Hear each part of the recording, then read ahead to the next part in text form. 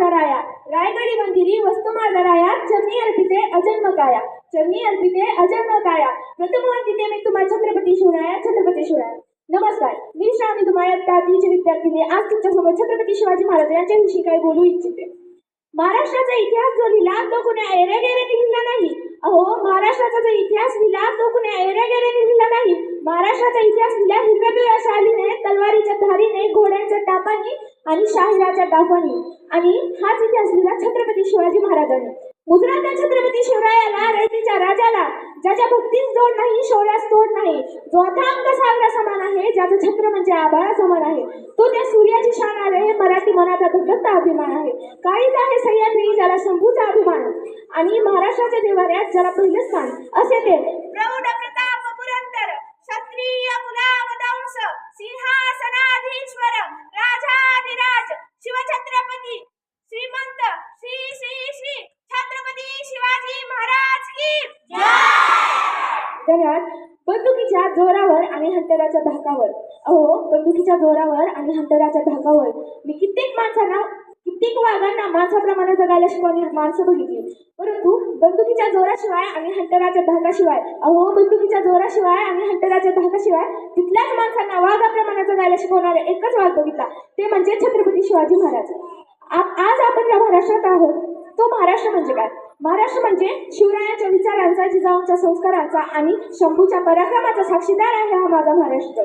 कष्टकरी शेतकऱ्यांचा, दीनदलितांचा आणि 105 हुतात्म्यांच्या बलिदानाचा आणि त्या दिल्लीच्या तख्तालाही घाम फोडणाऱ्या माझ्या जिगरबाज माळांचा हा महाराष्ट्र, माझ्या जिगरबाज माळांचा हा महाराष्ट्र.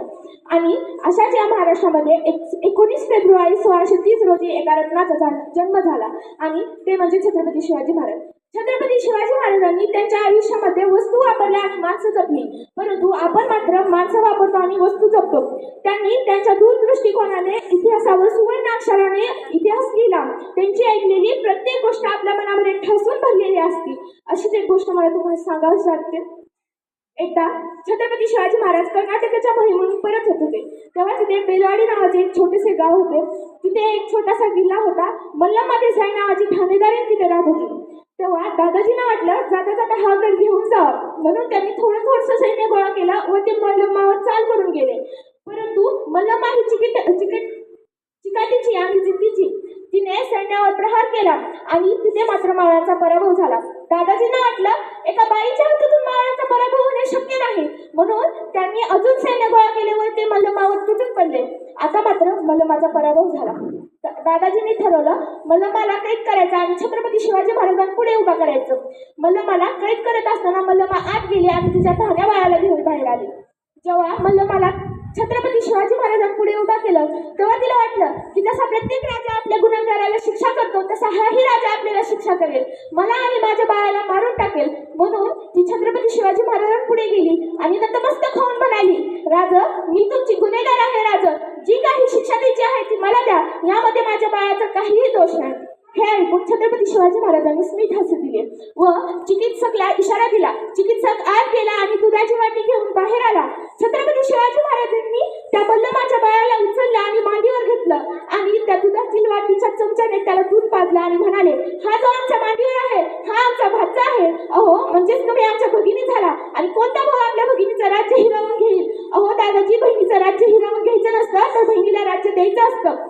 आणि अशा त्या काळात ही माझ्या शिवबानं त्या मल्लम्माला तिचं राज्य परत केलं. त्याहूनही तिला बांगडी चोरी करून तिच्या घरी तिला सुखरूप पाठवलं. म्हणून मला म्हणावं असं वाटतं, जे जगाने केलं ते छत्रपती शिवाजी महाराजांनी कधीच केलं नाही आणि जे जगाने केलं ते छत्रपती शिवाजी महाराजांनी कधीच केलं नाही आणि जे छत्रपती शिवाजी महाराजांनी केलं ते जगाने कधीच केलं नाही. म्हणूनच तर जगाला छत्रपती शिवाजी महाराजांपुढे झुकावं लागलं. छत्रपती शिवाजी महाराजांपुढे झुकावं लागलं. छत्रपती शिवाजी महाराजांनी त्यांच्या आयुष्यामध्ये स्त्रियांचा खूप आदर केला. म्हणून जे कोणी स्त्री मला आज ऐकत आहे तिला असं म्हणावं वाटतं, अगं तलवारीच्या धारेपेक्षा तीक्ष्ण तुझ्या नजरेची धार आहे. अगं तलवारीच्या धारेपेक्षा तीक्ष्ण तुझ्या नजरेची धार आहे. महाराष्ट्राची वाघीण तू, भवानीचा वार आहे. महाराष्ट्राची वाघीण तू, भवानीचा वार आहे. भगव्याची रक्षणी तू, स्वराज्याची मेघ आहे. भगव्याची रक्षणी तू, स्वराज्याची मेघ आहे. ती तुम्ही समजू नको तू स्वतःला, तुझी जाऊची लेख आहे, तुझी जाऊची लेख आहे. आणि आताच काही वर्ष झाले इंग्लंडचे प्रधानमंत्री भारत भ्रमणासाठी आले होते. तेव्हा त्यांना गाईडने प्रश्न विचारला, तुम्हाला प्रेमाचे प्रतीक असणारे ताजमहल बघायचे बघायची की सोन्याच्या प्रतीक असणारी गोल्डन टेम्पल बघायची. तेव्हा त्या प्रधानमंत्र्यांनी त्या गाईडला उत्तर दिलं की तुमचं प्रेमाचं प्रतीक असणारे मला ताजमहलही नको आणि सोन्याचं प्रतीक असणारे गोल्डन टेम्पल ही नको. माझ्या देशात ज्या राजाचा इतिहास शिकवला जातो त्या राजाचं रायगड बघायचे मला, त्या राजाचं रायगड बघायचे मला. म्हणून मला सांगावं वाटतं तुम्ही जगाच्या पाठीवर कुठेही जा आणि जर तुम्हाला कोणी विचारलं की तू कुठून आला आहेस तर तुम्ही अभिमानाने त्याला सांगा की ज्याने मरणालाही लाजवलं आणि आलेल्या मरणालाही जगायला शिकवलं अशा छत्रपती आणि संभाजी महाराजांच्या भूमीतून आलो आहोत. छत्रपती आणि संभाजी महाराजांच्या भूमीतून आलो आहोत. जिथे जन्मले त्या मातीचा रंग सावळा, जिथे जन्मले त्या मातीचा रंग सावळा, छाती ठोकून सांगते मी शिवबाची शिवकन्या, मी शिवबाची शिवकन्या. धन्यवाद. देवाला एक फूल मागितलं, देवाने अख्खी बागच दिली. अहो देवाला एक फूल मागितलं, देवाने अख्खी बागच दिली. देवाला राहायला घर मागितलं, देवाने अख्खा राजवाडाच दिला. देवाला पियायला पाणी मागितलं, देवाने अख्खा समुद्रच दिला. आणि जेव्हा देवाकडेच देव मागितला तेव्हा छत्रपती शिवाजी महाराजांसारख्या देव माणसाला देवाने पाठवलं. एवढे बोलून मी माझं भाषण संपवते. जय हिंद, जय महाराष्ट्र.